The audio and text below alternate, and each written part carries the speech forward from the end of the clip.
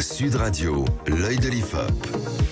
Bonjour Frédéric Dabi. Bonjour. Directeur général Opinion. Nous sommes le 13 novembre avec cette étude IFOP pour le journal du dimanche aujourd'hui que vous nous révélez en exclusivité sur Sud Radio. La menace terroriste en France et sa perception par les Français, elle n'a jamais été aussi basse, en tout cas depuis très longtemps.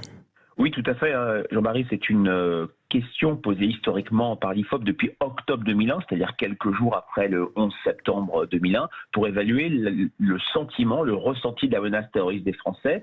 Elle est majoritaire, 3/4 des Français ont le sentiment que la menace terroriste est élevée ou très élevée, mais vous le disiez, elle n'a jamais été aussi faible.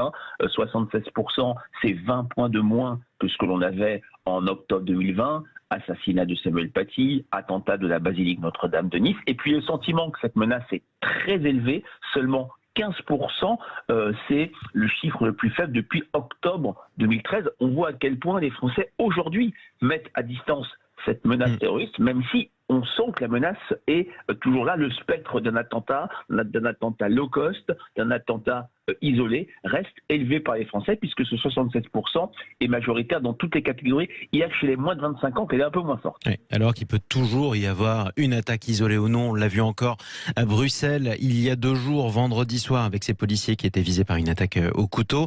Revenons sur les Français, parce que selon qu'on est plus à droite ou plus à gauche ou plus au centre, eh bien, on a une perception quand même légèrement différente de la réalité de la menace terroriste, Frédéric. Oui, vous avez raison, on a un clivage générationnel dont je parlais, un clivage selon la sensibilité politique. 3/4 des sympathisants de gauche jugent cette menace élevée, mais seulement 10% très élevée, alors qu'à droite, c'est 83, donc 15% très élevé. Et surtout, au Rassemblement national et chez Reconquête d'Éric Zemmour, on a des scores très élevés, respectivement 97 chez Reconquête, 87 au Rassemblement national. On voit que c'est un sujet qui aussi est en lien avec la délinquance, qui, elle, reste une préoccupation très forte chez les Français, qui clivent politiquement, même si la tendance qu'on n'avait pas eue depuis très longtemps, je le disais, 20 points de moins par rapport à 2020, 6 points de moins par rapport au dernier attentat terroriste, l'agression ayant entraîné la mort d'Ivan Colonna, on est sur une tendance à la baisse que l'on n'avait pas vue depuis très longtemps. Et on le constate aussi. À l'inverse, les sympathisants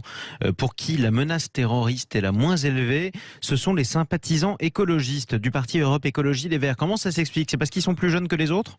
Oui, vous avez tout à fait raison. Il y a un effet générationnel, puisque je disais que chez les plus jeunes, 41% jugent la menace faible, 17 points de plus que la moyenne. Il y a une dimension générationnelle. Il y a une dimension aussi d'enjeu, de préoccupation. Le terrorisme, c'est pas le sujet. Puis on est dans un contexte où le ministre de l'Intérieur a traité d'éco-terroriste quelques actions radicales. On est tellement, je dirais, omnibulé par la question du climat que la question de la menace terroriste est mise très fortement à distance. On peut voir ce sondage de deux manières. On peut voir cette tendance baissière dont je viens de parler, 20 points de moins en à peine 2 ans, c'est quand même beaucoup. Mais quand même, mine de rien, 76% qui jugent que la menace existe, ça montre ce côté, épée de Damoclès d'un attentat terroriste qui est toujours au cœur, de la psyché des Français.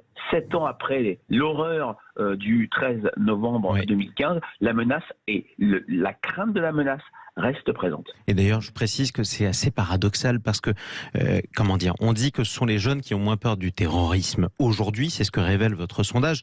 En revanche, ceux qui étaient visés, en tout cas par défaut, lors de ces attentats du 13 novembre à Paris, c'était les jeunes, ceux qui étaient sur les terrasses notamment, ceux qui étaient aussi allés voir le match de l'équipe de France. Ils étaient visés, même si eux n'en ont pas été victimes. Comment on peut expliquer que ce soit finalement les victimes qui s'en rendent le moins compte aujourd'hui ? Alors, je partage complètement votre remarque tout à fait pertinente. Et d'ailleurs, quand j'ai travaillé pour mon livre sur la jeunesse, la fracture, quand j'interrogeais des jeunes, dans l'enchaînement des crises, dans l'enchaînement des chocs, ils citaient le choc terroriste. Quand on leur demandait quel était l'événement qui les avait le plus marqué ces 20 dernières années, Charlie Hebdo, janvier 2015, arrivait à un niveau élevé. Et là, c'est vrai que cette mise à distance, peut-être, comme je le disais pour les écologistes, ça paraît aujourd'hui moins le sujet, alors que l'ensemble des autres générations ont toujours dans un coin de leur tête la possibilité d'un drame terroriste. Exactement. Alors je précise que nous sommes le 13 novembre aujourd'hui, donc on va y revenir dans le Grand Matin Week-end sur Sud Radio, malheureusement sur ces tristes commémorations. émission. À 8h40, on recevra le journaliste Guillaume Oda pour son livre « Jeune à crever ». Tiens, justement, il parle d'une génération, celle des victimes du 13 novembre. Il a suivi le procès qui a eu lieu cette année. Il a rencontré toutes les victimes. Il nous en parlera. Et puis, à 9h07, on sera avec deux invités qui nous parleront de l'héroïne anonyme de cette semaine tragique en France. On l'appelle Sonia. C'est un nom d'emprunt. On ne sait pas comment elle s'appelle. Elle vit cachée.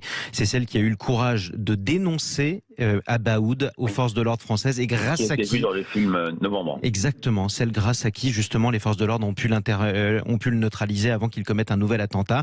Elle vit cachée sous une fausse identité depuis 7 ans. Il fallait qu'on pense à elle aussi. Merci beaucoup Frédéric Dabi. Merci. Directeur général opinion de l'IFOP. On vous retrouve un prochain dimanche sur Sud Radio. Plaisir.